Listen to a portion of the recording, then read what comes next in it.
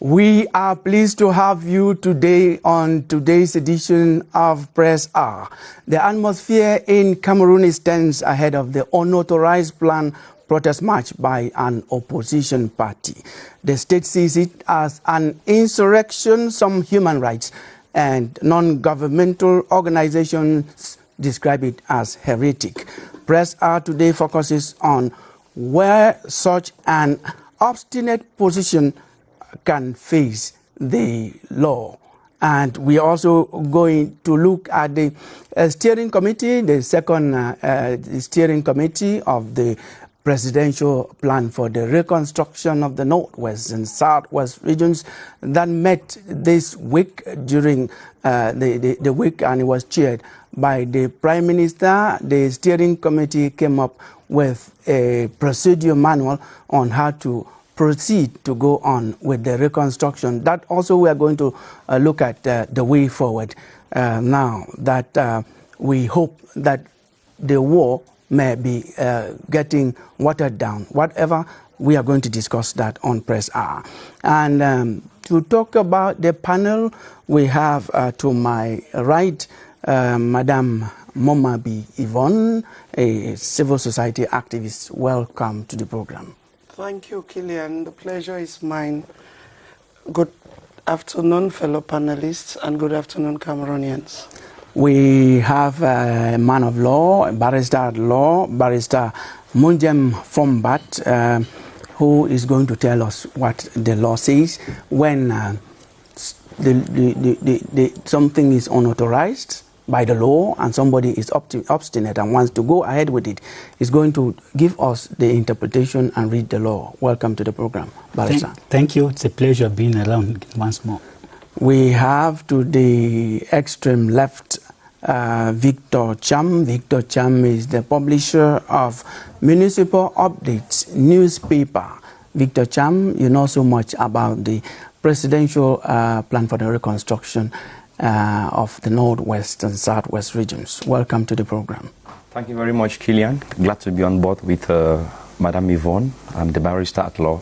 Hope it will be an interesting outing today. Yes, and we have one of our guests who should be coming into the studio any moment from now. We talked with him. He said he was on the way. He will meet us. That is Ndi Eugene. Ndi Eugene is the publisher of Newswatch newspaper. And we're going to set the ball rolling with the first thing on the program, which is the week in review in our regular slot, Press Review, done for us by Emanuela Vemney. Emanuela. The planned protest march by members of MRC becomes that one subject running through most newspaper columns this week. The Guardian Post headlines, "Panicky government goes gaga," then swings into action against MRC. Before center, littoral governors ban unauthorized rallies to counter Kamto on the horizon. As the media sees Yaoundé, Douala on red alert as Kamto instills panic in Itudi, government weighs in to caution against such a march on Cameroon Tribune. The government's battle line is then drawn for anti-Biya protesters on the Sun. Even as Kamto recruiting opposition leaders to back anti-Biya regime protest on the Guardian Post, government reads Riot Act on Cameroon Insider and says no responsible government can sit and watch insurrection against a democratically elected president. The Guardian Post thinks government's fire for fire approach could backfire. The embattled government invokes terrorism law, then COVID-19 to justify ban on Kamto's march on the horizon. Then Bamenda is paralyzed as military battles armed groups on the Sun newspaper before governor wants civilian collaboration on Operation Bamenda Clean on the Advocate.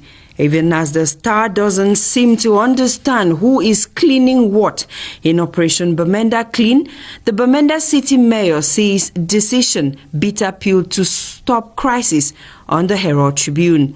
Just when the Post Weekender presents how gendarmes, police are fleecing money from vulnerable population in repeated raids in Boya. The rumbles of regional council elections then come anew on the Eden newspaper as municipal update sees fireworks nationwide.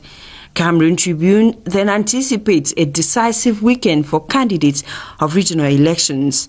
This as scheming, lobbying, fighting over regional council seats intensify on the post-weekender. The Horizon then tilts its readers towards what it headlines: Cameroon claims early victory over COVID-19. Blood banks then run dry as COVID-19 crisis in Northwest Southwest scares donors on the Guardian Post. Cameroon Tribune presents 6 months of resilience in the fight against COVID-19, and Bishop Kleda celebrates international strides of the COVID-19 medication on the same paper. President Paul Biya is then invited to Brazzaville on Cameroon Insider. As Cameroon Tribune reports, Paul Biya invited for the colloquium to mark 60 years of independence. Then Oroko Balondo's scam fully unmasks on the Star newspaper as the Post questions, will CDC be buried in same grave as marketing board? The Guardian Post rather takes interest on PWD of Bamenda that risk disqualification from CAF Championship. We end our press review on a light-hearted mood. A native doctor and 2 others have been arrested by police in Limbe, southwest region of Cameroon, for attempting to use passengers for ritual purposes. The passengers who had supposedly boarded a private car for an undisclosed destination. While on the way, the driver pulled over, removed a coffin, and said he was about to sacrifice them for rituals. The victims narrowly escaped while alerting the police, who got to the scene, arrested the driver, who later disclosed his accomplices. They are currently gnashing their teeth behind bars in Boya. Until I come your way again, this is your Hour with the Press.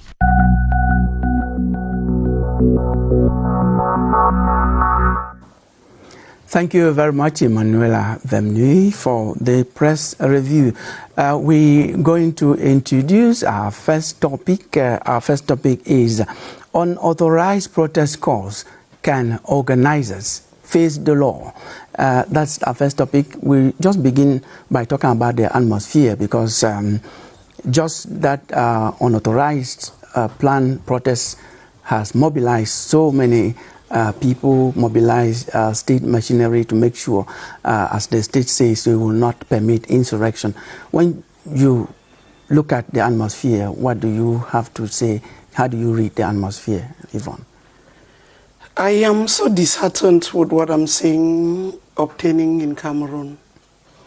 Unauthorized protest march. How did it become headlines until the whole of Cameroon is talking about this? I thought the law says if somebody applies or declares a public manifestation and the authority says that it's not okay for that to hold, they can stop that person.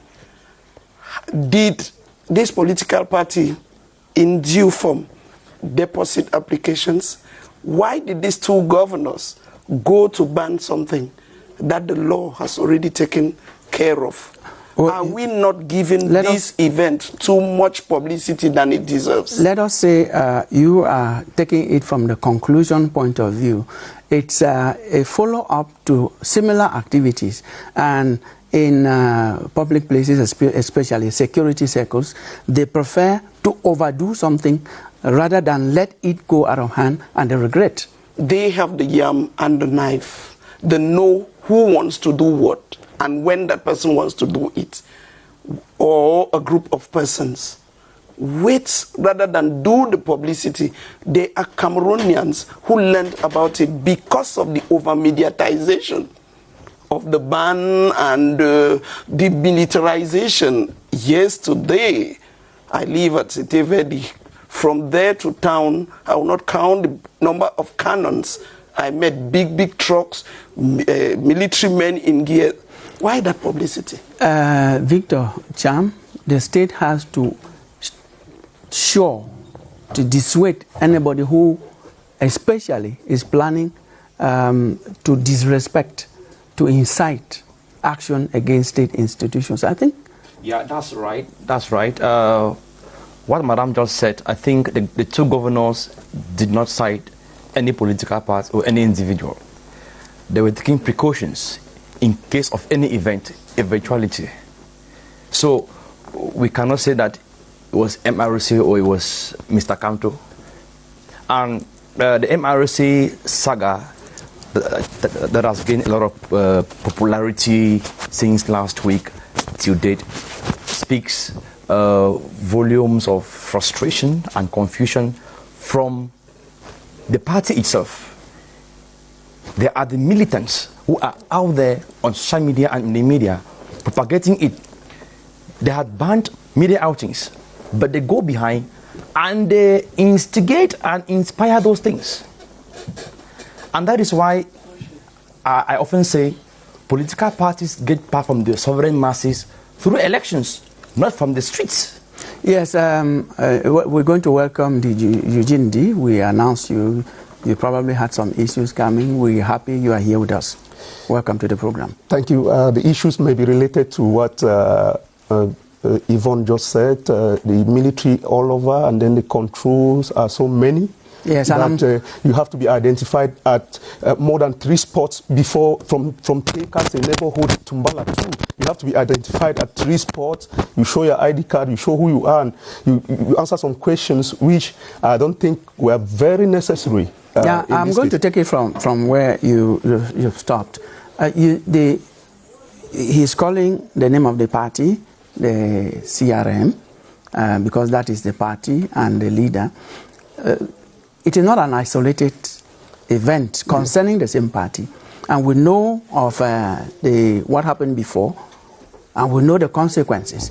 So you cannot say the state is overdoing it, because it's following what had been done, trying to preempt such a recurrence. Kilian, the state is doing what they think is right, but Barrister Fombat is here. The right to protest. We're going to go to the right to protest is the right of every Cameroonian. It's the right that is given to every Cameroonian. Barrister Fombat will say I'm not wrong. It is Cameroonians are rightfully so given that right to protest, right? But when you say on authorized protest, when a protest has not yet taken place, it has been. No. The one we are talking about has not taken place, but you term it unauthorized. It is not fair. It is not fair. Well, you can only say a protest is unauthorized. I'm speaking because I know a barrister at law is here. You can only say a protest is unauthorized if it has taken place, and you go to where they are protesting and say, where is your authorization to protest? And they don't have. But when you start terming it on authorized protest, when it has not yet taken place, then there is a problem. Let us look at it in a country that claims to be peaceful, that claims to be peaceful like Cameroon, I think they should be given that right to protest. Eugene, let me stay with you. There is a procedure. We're going to go to the barrister. He's going to give us all the procedure. But for now, we know that you are talking about the day of the event. But before the day of the event comes, you have to announce, and that announcement must have an agreement, an authorization. So if you table your authorization and the person who is competent to do that does not, and you go ahead, please let me come. I'm listening to you. The agenda is clear. The agenda is clear. Is asking people to incite what the government has called insurrection. You know the agenda before they declare? You know the agenda before they declare the protest? No, the protest is clear. The terms of the protest are clear. Okay, we're going to... I'm just asking. You know, but I don't know. I know that there is a protest that is going to... There is a protest that is going to take place. There is a protest that is going to take place on the 22nd. I haven't read what the agenda is. Okay, probably you didn't read. I'm saying that the right to protest should be given to... Somebody read, you didn't read. Somebody read. What did I you read read? the 2 communiques from both governors. There were 3. There was one from the governor of the West. So you read? There was one from the governor of the West. I'm talking about, I read 2 communiques. I read 3. Good. Governor of the Center, governor of the Libra, and governor of the West. And none of them called the name of a particular party. So why did they come out with such this particular? Let's come out very clear. Yes. The state cannot remain silent and observant. I mean, they observe, like another person, when an individual, a citizen, takes upon himself to destabilize the country. The state cannot sit quiet, nowhere on earth. And an individual who uses the name of a political party and wants to create tension and ruin a nation that is working and striving towards regaining peace in some parts of the country, you cannot at this time in point be talking about protesting to oust a president. Let's be clear. Now, let me land. That particular protest is of Kamto's making, not MRC. How do you... Are you a member of that party? I am not a member, but I have sources. Are you a member of that party? There was never a meeting to decide when a party should protest like MRC. For example, when last February or last year, members were in Douala and other parts of the country preparing towards elections, between elections. They got up one day and their chairman declared that they will boycott the elections. And according to my sources, he did not inform those concerned. Okay. They were embarrassed. Voila. They were embarrassed. You confirm that? And in 2018, that's somebody who was a candidate at the presidentials. You confirm that? And he went in on the same laws, electoral laws. Okay. But now you claim that is very true. That is very true. Of the electoral law. That is very true. That is very true. I was going to say that. But my worry. You were going to say that. You accept what no, is true. My worry with the government. Sentiment. My worry with the government is that there is a law enshrined in the constitution. The lawyer is here. There is a law. We're going to get to that. They should allow people to protest. That government will protect those who protest. And before somebody protests, you term the protest unauthorized, whereas the protests are not yet taking place. You are saying that it's unauthorized. It means you made that point. No, just wait. This thing was just hold on. The spokesperson of this party was on the TV platform for a program, and he only got there that the party chairman has banned media outings. A spokesman, it tells that it was a one-man show. It is telling. No, the first thing, Barrister, we will soon come to you to go into the law. The first thing is that Eugene has admitted that the facts he has given, you have admitted. I have said that. He has said it's of Kamto's making. I did not call any name. Victor is the one who called the name. I called it. He said it's of Kamto's making. Who takes decisions in a party? Is it not the party chairman? You must consult or no? Is it not the party chairman? There's somebody to say something. Yes. Has neck. Yes. For example. Not alone. Political parties, I think you have a governing body. We should hear that they held a meeting and a resolution came from the meeting that they were going to go to the streets. And I want to come back to these dates that was chosen. I don't know who is even dreaming of ever governing a country that will take the 22nd of September, when the 21st is commemorated as International Peace Day, with what obtains in Cameroon. Why, if we really love Cameroonians and you love Cameroon, why choose the day after commemorating International Peace Day to call for people to go to the streets? Barrister, your observation, general observations, before we go into the law. Yes, my general observations, I think that a political party is like an association with its own rules, and nobody can claim that the rules are not respected if you are not a member of that party. Each party has its own mechanism. There are some parties that decisions are single-handedly taken by the president. It is the rule of the. It is it is how the party is structured. The dictatorship. CPDM has its own manner of. CPDM has the way it is structured. It has its own manner of having their presidential just candidate, like the SDF, MRC, and so on. So you cannot be talking about dictatorship within a party if you are not a member of that party. Only those who are registered members of the party can complain. Thank you for the manner on which the party is run. Thank you for vindicating me, Barrister. Let me come up. Now, the Barrister has raised pertinent issues. Barrister has and ended. the issues he has raised, I think they're very pertinent. That members of the party should complain. Barrister. Yes. Where is your colleague Barrister Michel Ndoki? No, you're not asking him. No, I'm coming. I'm not a member of that No, party, so I'm coming. Have you asked where they are? No, don't ask I'm him. asking because See, Victor. These are militants of the CRM that have been active in the past. Yes. We all know them. Yes. And Barrister is a lawyer. Yes. Of recent, He's a lawyer. That have become dormant. Why?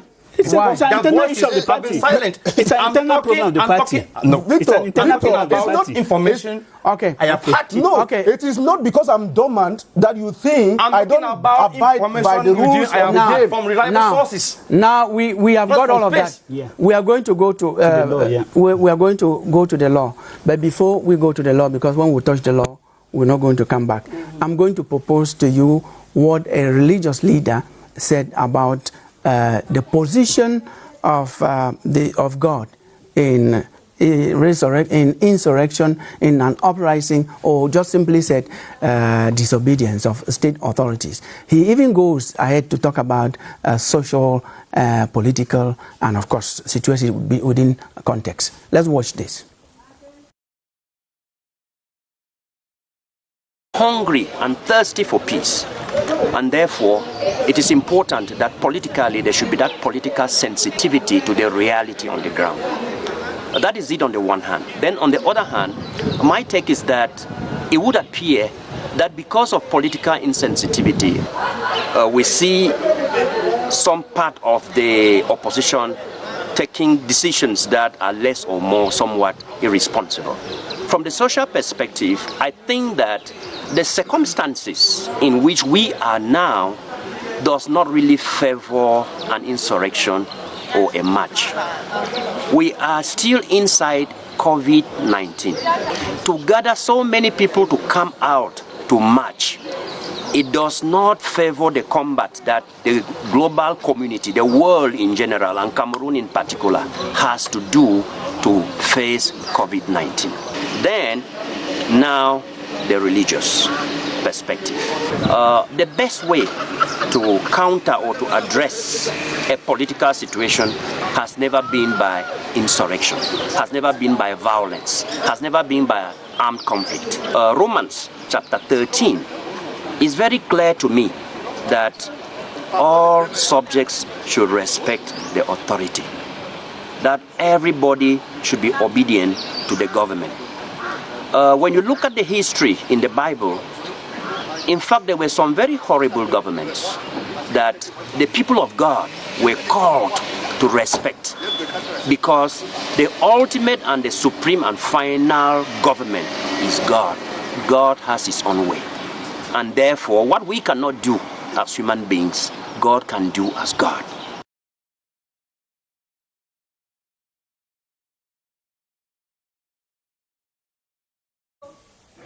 Yes, you listened to that. Very insightful. Very, very insightful.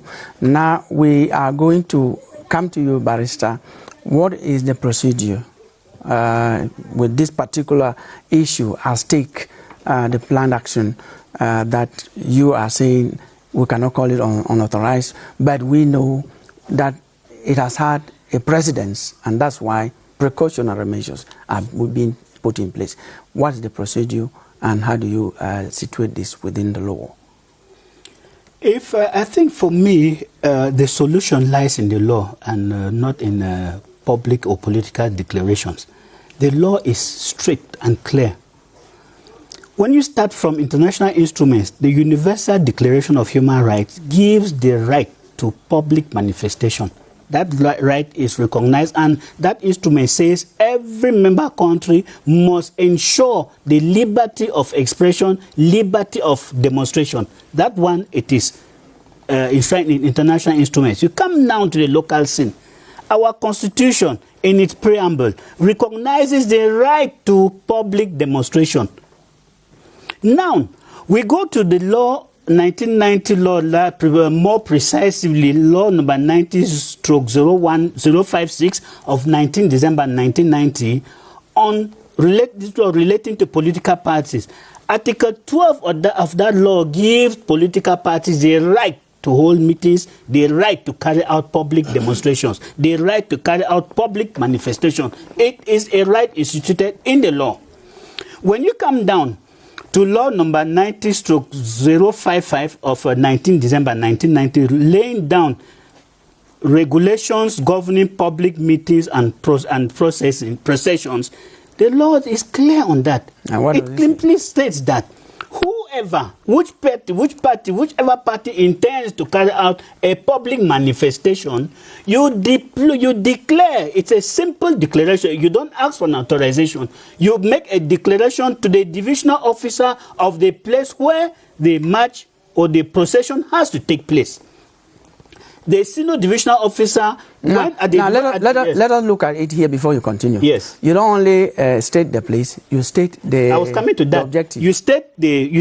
In your declaration, you must state the itinerary you intend to take. You must state the objective of the public manifestation. You must state what is behind everything. You must give detailed information about the intended manifestation. Okay. Yeah. Once that is deposited, instantly, officials of the divisional office must give you an attestation on that same day to attest to the fact that you have made the declaration.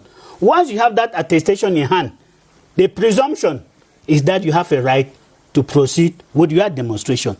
But again, this law says the divisional officer who receives the declaration, which has to be done 7 days before the intended date, the divisional officer has the power of appreciation. He has now to decipher whether that demonstration can lead to disorder or public peace, if that can go to breaching of public peace. Now, what I think we should be looking at is the question legalists will ask is, what guides the divisional officer to determine whether this intended match will distort public peace or not? But you just said that he has the right to appreciate. That is why I'm saying that the discretionary power is in the hands of the DO. He alone has the right to determine whether he judges that as a risk to public peace. And if he sees that there is a risk to public peace or there's a risk breaching public order, he has two options. Yes. One option, he can change the itinerary. Yes. He can decide that instead of going left, you should march right. Secondly, he can outrightly ban. Okay. Yes. But before, that is before it takes place. Yeah, before, of course. But that's what we have been talking about. So let me continue. That's what we have been talking about. Now, you can stop it. We are saying the law says it is the divisional officer that receives the declaration that has to ban a particular demonstration. Once the divisional officer has banned it, it does not end there. It does not say that the party or the people who intend to carry the demonstration does not have any resort. The law says, this same law says, if a party is not satisfied with the ban by the DO, you seize the president of the High Court of the area where the area of the intended rally, and that court has 8 days within which to say whether the DO was right or wrong. Thank you. And so if the court sees that the DO had an excess the power, the DO went into excess powers, the judge can actually authorize the match. But if the judge says, I confirm the decision of the DO, then so be it. Now, thank you for that clarification. No, just hold on. Barrister, the DO has the right to appreciate. Yeah. You know the DO works with the senior divisional officer. Yeah. The senior divisional officer answers to the governor. Yeah. So that is the chain. Yeah. Exactly. It is just obvious that if the governor is acting, he's acting on information that comes from the hierarchy, from his collaborators. Yes, it's true. We generally say in law, I don't know how to put it in English, my friend, we say keep the plus pour the moins, which means the governor can take a decision that is that was reserved for the deal. But we are saying, if we want to stay within the spirit of this law, it says that it is a deal that is after receiving, and you are banning what has been declared. So you say the declaration of this day for this itinerary has been banned or suspended. Well, since we don't have that, I suppose that the movement, the dissuasive action is in line with... I think so. Well, we hope so. I think that what Barrister has explained, you can't term any protest as unauthorized when you haven't signed any document banning it. That is where my problem is. Let's be logical. I think not logical. There is no logic. Is correct. There is no we logic. have come past that level. We have come past that level. It is true. Cameroon is a crisis-prone country. That expressed the interest that have declared. Yes. And the Joe has replied. Isn't it? Yes, by the Joe has replied by arresting an official of the party. Which means that an official of the party who went to declare it was arrested in Yaoundé 6. The barrister, an official of the party was arrested according to media report. Okay. An official of the party who went to declare was arrested in Yaoundé 6. It's not against the law to go to declare. Barrister, I don't know whether going to the Joe's office to declare. Exactly. I read it in the papers. I read it in the papers. Eugene, listen to what that social media propaganda. I think Barrister has clearly explained. It's an administrative chain. We don't know. That is why we are questioning why those decisions came from the governors. Why did the governors not tell us that? Mindful of, I think the law says that now, this that was deposited and it got here, we have decided, or we are saying that nothing should be authorized in terms of public manifestation. Was due procedure respected? Yeah. See, that is done already. Eugene read 3, Victor read 2. Mean that that did also they was done. state as the law provides? Well, what you should understand. Okay, Barrister, please. What you should the governors were taking their precautions as the bosses of the regions. What do you understand? Yeah, the DO now acts as the law states that they will reply the party in question that has come to declare what I want us to understand is that a governor is a representative of the administration for a region. And the governor, it is also inherent on the governor to take certain administrative decisions. It is not the first time we are seeing the government prohibiting. We have, within the framework of the COVID-19, the government actually prohibited any gathering of more than 50 people. So it is inherent for a governor to be able to take decisions for the proper administration of his unit. So I think within that framework... Now look at our topic. Can the organizers, given that they are pushing on with their plan, face the law? What are the offenses that they are likely to get into if they go ahead? Yes, still going back to the law, the 1990/055 law on the public manifestation, the solution is there. It's clear. The law says if a manifestation is not declared, if a procession is not declared, or if it is declared and it is banned, and whoever decides to participate in an undeclared manifestation or a manifestation that has been banned shall be prosecuted in accordance with Article 231 of the Penal Code, which says anybody who infringes this particular provision of the law shall be punished with a prison term from 15 days to 6 months and a fine of 5,000 to 100,000 francs. And it says the organizers of such meetings shall be punished in the like manner. So I think that the law is very clear on that. And it even says it punishes also an organizer that misleads the administrative authority on the intention of the manifestation or on the itinerary. When you violate any of these, you are liable to a prison term of 15 days to 6 months and a fine option of between 5,000 to 100,000 francs. I think the code is clear, is spelled clear on that. Now we're going to go forward. The government is saying that it is an insurrection. Yeah. What does the law say about insurrection? Somebody who is charged with insurrection. Insurrection, I think, I have question marks on insurrection because insurrection is a very, very severe offense. First of all, the prison term for insurrection is between 10 and 20 years. And if we want to look at insurrection, we look at it is provided for in Article 116 of the Penal Code. And I will beg the permission for us to read because we can both analyze what insurrection, and it will be able to tell us whether we're actually within the framework of an insurrection or not. Article 116 says, whoever during an insurrection, whoever during an insurrection instigates or encourages by whatever means the gathering of the insurgents, or hinders by whatever means the summoning, the assembly, or the operation of the force of order, or usurps their command. That is, you prohibit, you block the military from stopping the insurgent, or invades or destroys any public or private building, or holds or seizes any weapon, ammunition, or explosive, or wears any official uniform, garb, or emblem, whether civil or military. So when we're talking, if we want to look at the law insurrection, we are looking at a situation where there are insurgents that are about to operate.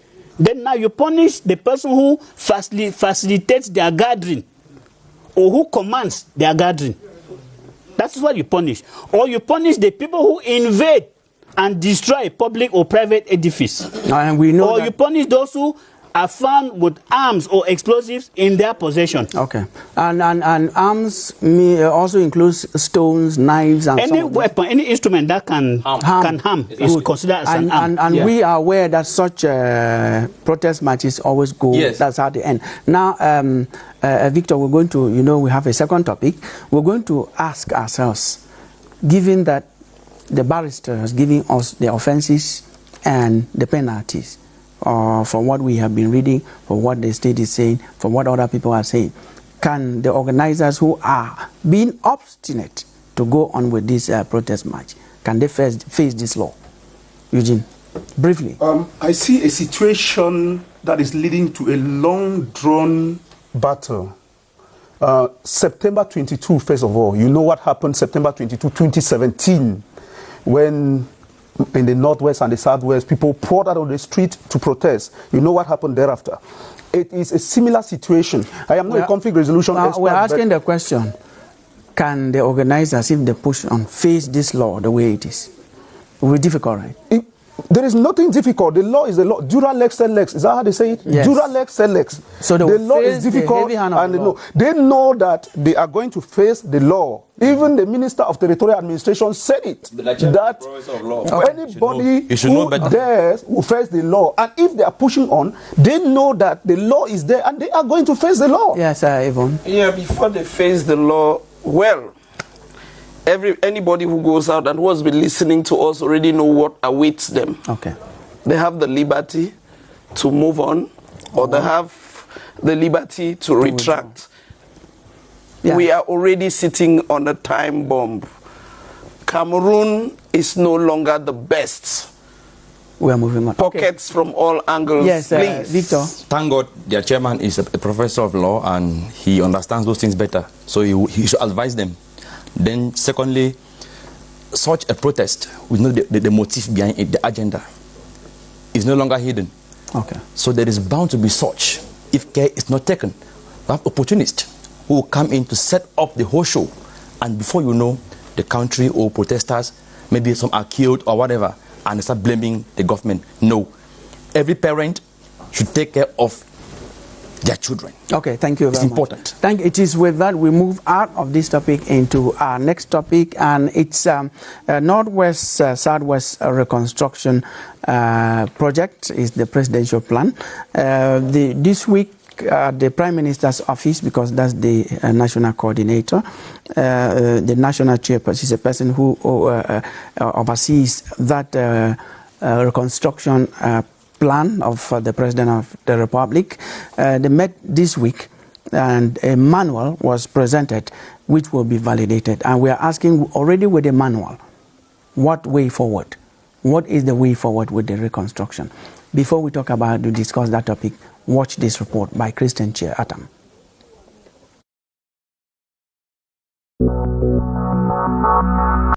The presidential plan for the reconstruction of the Northwest and Southwest regions aims at helping households and communities rebuild their assets, restore livelihoods, and strengthen their capacities to manage the impact of the crisis.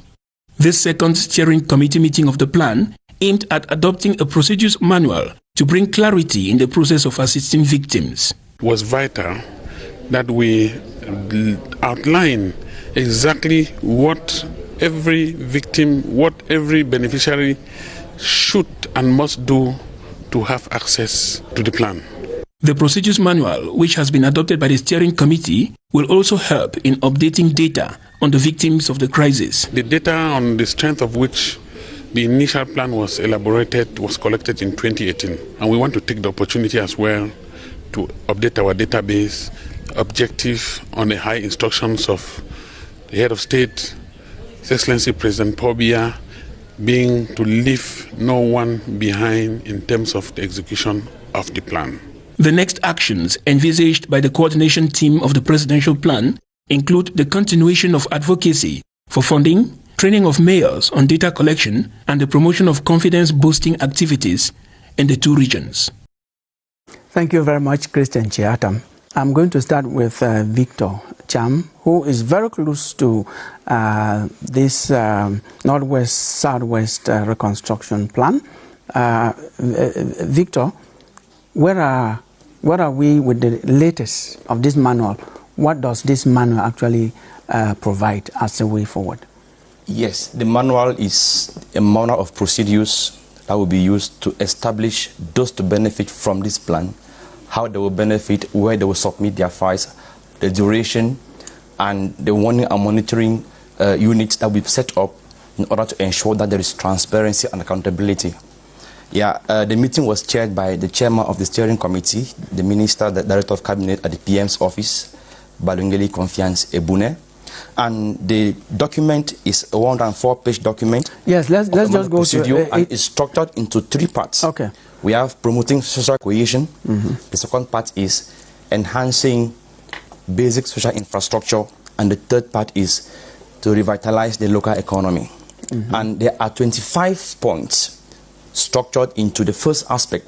Social cohesion has 11 activities planned already.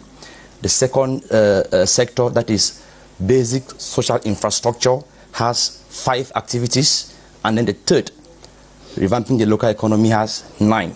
Okay. Now for the first, we'll be talking about the supply of housing kits for reconstruction to various potential beneficiaries of the plan. That's part of the 11 activities planned for the first phase on social cohesion.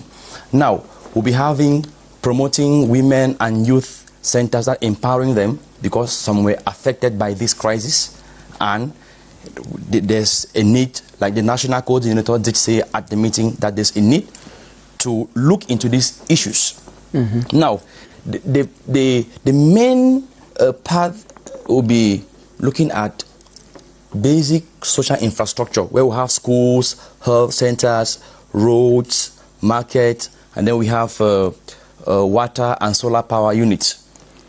So the last phase, which is about revamping the local economy, we have businesses, small businesses, we have microfinances, saving banks in the area, in our communities.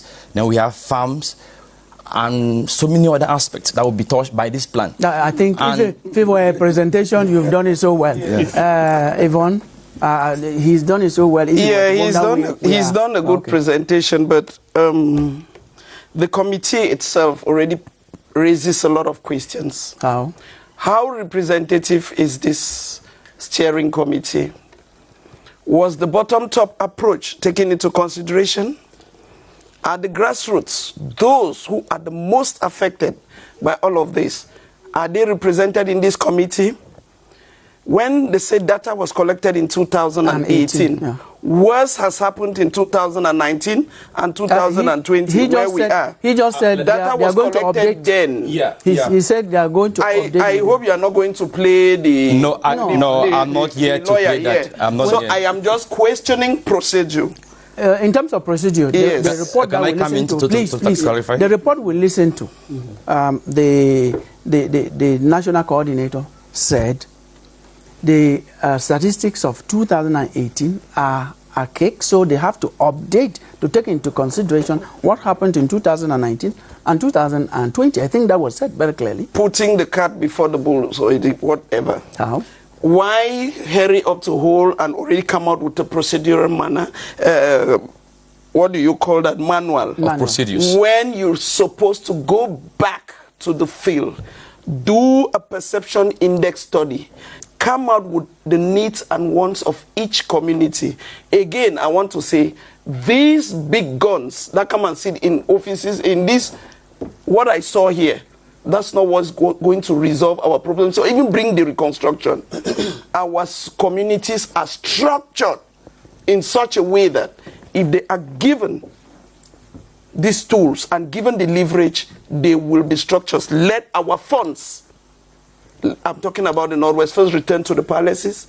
They are given the opportunity to reorganize their quarters, and from the quarters, it will go into the families and communities, and reconstruction will come from there. They will identify.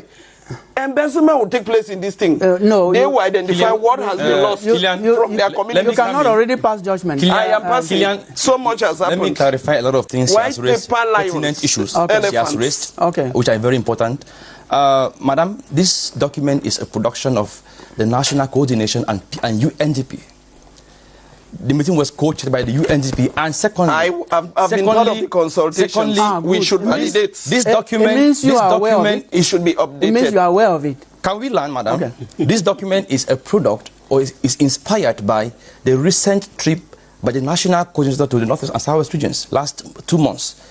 Minister Paul went to Boya and Bamenda and listened to the people. Sat in Mountain Hotel and Ayaba.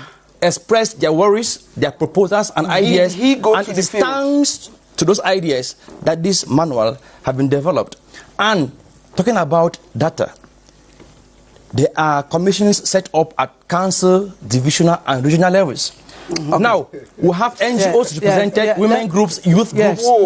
We've said that already. Set up. And at the meeting, let me clarify, at the meeting, we had civil society at the meeting. What civil society chosen by government? They were there. No, civil society chosen by government. I know, that's not where we are. Bodies were there. What credible bodies? They were there. An ombudsman is needed in this country. And to tell the truth, this document talks about the first 2-3 years recovery I thought you were just presenting the corner of a paper. It's not an argument between two. No, I just don't want him to be defending. It's okay. Let me go to state that, Killian, that this document, for the first 2-3 years, we talk about the recovery in these two regions. That is, those persons. The guns are still turning to the crisis. Eugene, the guns are still turning. That was what Eugene, you answer a question. Please, we've heard you abundantly, Victor. Eugene. Yes. What I understand is that it's a process. Yes. And that it is on. Yes. She has questioned it enough. Yeah. What can be the way forward? How can we make it work? Should I not also question because she has questioned enough? The whole process, you have said it's a process, the whole process is a sham to me. The reconstruction issue is a sham. No, let me tell you. Let me tell you. That is my opinion. No, be democratic. Be democratic. Be democratic. Please be democratic. You cannot construct when the minds of the people have not yet been constructed. No, you cannot construct when the minds of the people have not yet been constructed. You cannot construct when guns are still smoking. You cannot construct when guns are still smoking, sir. You cannot construct when the minds of the people have not been constructed. You cannot construct when guns are still smoking. You have to handle this. There is a commission. There is a commission to disarm. There is a commission to disarm. That was a very good idea. Listen, there is a please. You have spoken. I did not stop you. I did not interrupt. You have spoken. You have spoken at length. You talked of democracy. Accept my opinion. Eugene. You talked of democracy, right? Please. What I'm saying is, there is a commission to disarm. Eugene, there is a commission to disarm. Eugene, hold on. You talked about democracy. Yes. I don't think that when you are speaking that way, you are democratic. Exactly. No, just listen. I ask you a process. You may say is an opinion, as he says. It is my opinion. Yes, and we respect all opinions. Thank you. It's a process. Is going on. We had a similar topic here, and we are told that today is better than it was yesterday. I think it's a fact. That is a fact. We cannot question. What do you think? But it's not the same way I think. Eugene. It's not the same way I think. Eugene. It's not the same way I think. Okay, Barrister, please. A fact to you is not a fact to me. Okay, it's okay. I will start by giving an anecdote. Some time ago, one international and official of the international community was asked a question: what is the international community doing to repatriate stolen government monies that is in foreign accounts? What are they doing to bring the money back into the public treasury? And that official said, what is more important is to seal the holes that permitted the departure of that money before bringing it back. And I think that our manual takes into consideration. I have not read it, but I think, and I've listened a bit, I think that there is actually a procedure to ensure that if we are doing reconstruction, the destruction will not be following. I think so, and I'm sure that manual takes care of that. And to do that means that guns should stop smoking. They cannot stop in one day. I was saying that they cannot stop in one He day. will speak. The first Then you speak, please. Let's understand something. Recovery and reconstruction, they may sound the same, but the first aspect, recovery, for the first 2-3 years, will handle issues like lost documents, mindset deconstruction. It is very important. And it is after this that we will proceed now with reconstruction. We must understand that the plan tackles so many aspects, but we can't at the same time or at one time just be doing this and doing that. So please go progressively. We must start from somewhere. Take the most important. Exactly. Recovery. From there. We recovery. Yes. We recovery now. Fine. We go to reconstruction. And the reason why in Bamenda and Boya, people ask questions. But, sir, guns are still smoking? This or that? He said, yes. That is why the mindset deconstruction will go a long way to appease people before any other thing can begin. People lost their birth certificates, ID cards, documents, as diplomas. This first phase will handle all of that because some may want to travel abroad or look for jobs. We must handle that. It's important for us to understand that it's for the community. They own the project, not us. Now we must encourage people to buy the idea, and we must not think negative that it is out to spend or chop money. No. Don't let people think that. No. Thinking negative. This program is not even of the Cameroon government. It is a program to be criticisms in your commission, sir. The UN. Accept constructive criticisms. And the UNDP is in charge. Wait, you give me. After I warn you. Please, don't come and promote UNDP. All those who are there are on mission. And they are partners. In Cameroon now, development partners. Yes. If they don't participate, what would they execute on the field? Their paycheck comes because work is done. It's not because it's them, that there are no alls. We have Cameroonians. I just said, if you are a representative of that committee, please let it be systematic. Go systematically, progressively. Please talk only about reconstruction, recovery, because we keep saying you can't talk about basic kits or what infrastructure. You cannot go and build infrastructure when the burning continues. Infrastructure will come after. You people should go to a meeting like that. Come up with what is topical and talk to Cameroonians. Not with passion. Even if we love, all of us want peace. Exactly. Sorry, I speak with a lot of passion. Yes. Now, he is talking about reconstruction, recovery, and so on. Can you tell your commission that they should reduce it to recovery, so we who do not understand know that is what is happening? They should reduce it to recovery. Talk about recovery. First. Now, you recover my birth certificate that was burnt in Chup, for instance. You don't know where Chup is. You are a member of the commission. My cousin's store was burnt in Chup with everything inside, including his bike. And that was his source of living. You want to come and recover his ID card or his birth certificate and give him. He doesn't. You may not know where he lives now. No, he does not need to know. Please. I'm landing. Yes. I'm landing. Do you know what? I will let you land. There should be a procedure. There should be a procedure. Eugene, no, let him land. No, wait, just hold on. He's on track. Hold on first. Let him land. Let him land. This is what I'm saying.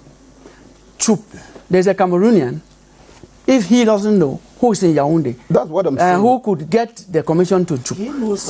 I am talking about even you cousin. I am talking about the cousin. You understand? I'm using an example so that we understand. I'm following up from where Yvonne said that there should be a procedure from bottom to top, not downward. Good, thank you. Now, if we go by that, you go and recover my cousin's ID card that was burnt, his birth certificate that was burnt, Yes. and ask him to come.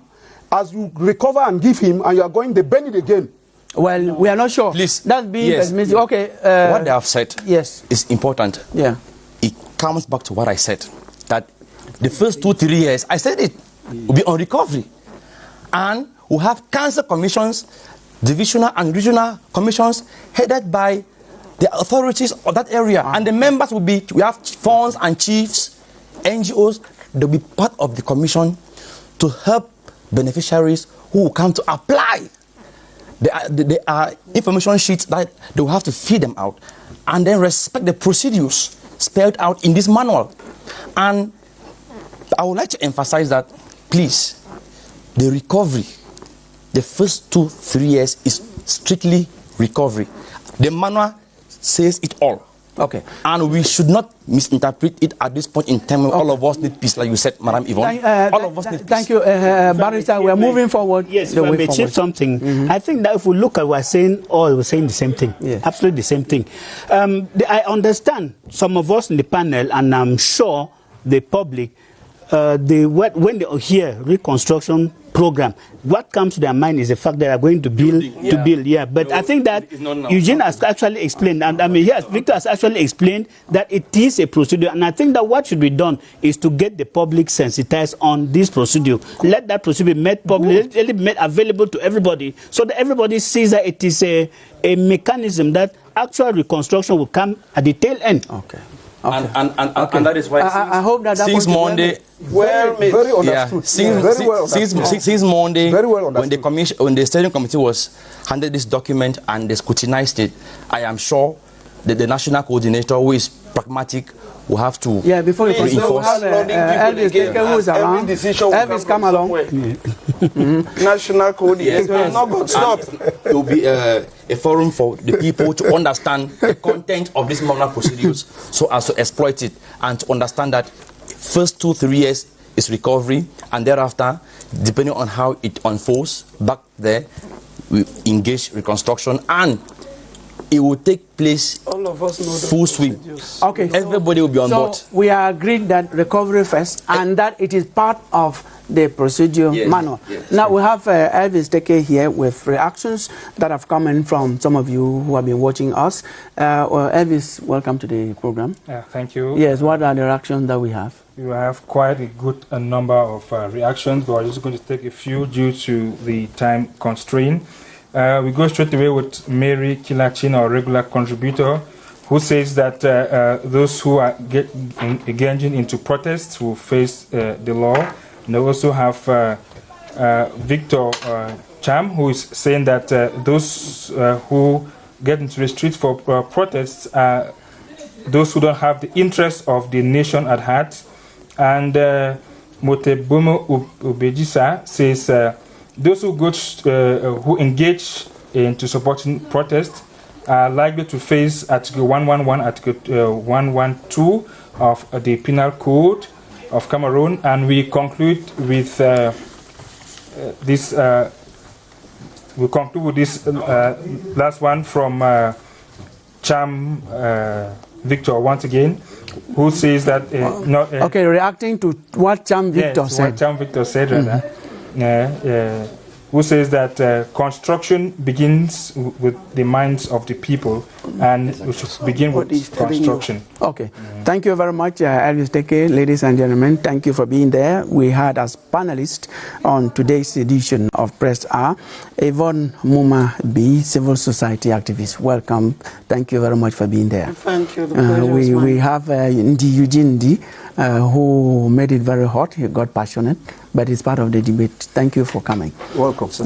Barrister, you clarified everything about the law on the protest march that is making Cameroon really hot. Thank you for that. Thank you, and I hope our televiewers learned something from that.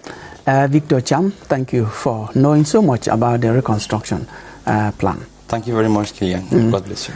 I will also want to thank you, ladies and gentlemen, for giving us your time. If you caught us halfway into the program, you can watch it on CRTV Web Facebook, or you just hold your peace, and tomorrow by 3 p.m.